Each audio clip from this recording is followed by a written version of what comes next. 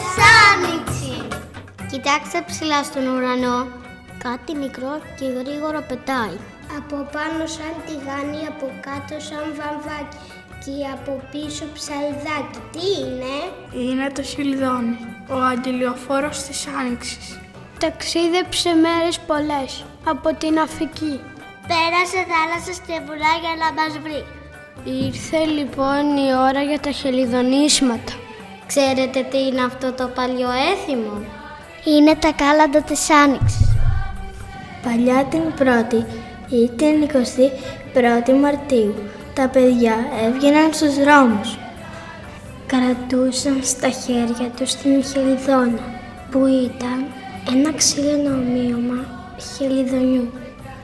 Στόλιζαν τη χελιδόνα με λουλούδια και φύλλα, πήγαιναν από σπίτι σε σπίτι και τραγουδούσαν. Ας τραγουδήσουμε το χελιδόνισμα από το χωριό Εανή της Κοζάνης.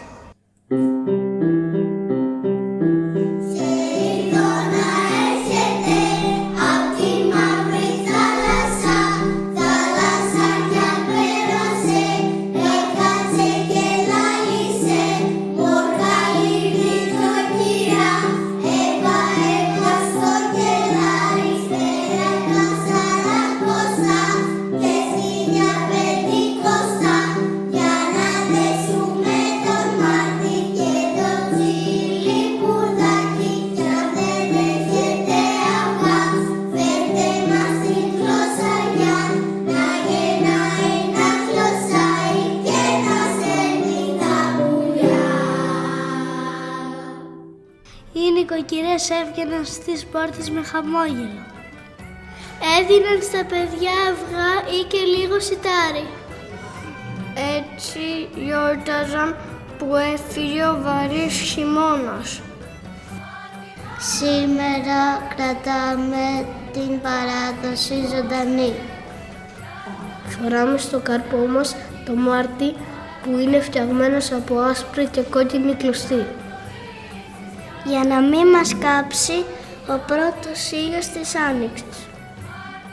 Όταν δούμε το πρώτο χελιδόνι θα βγάλουμε το μάρτι μας.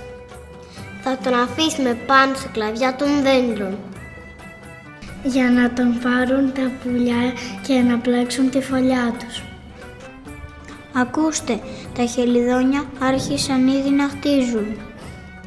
Ας τα καλωσορίσουμε με ένα ακόμα χελιδόνισμα. Χελιδονάκι μου γοργό από το νησιά του Ανατολικού Αιγαίου.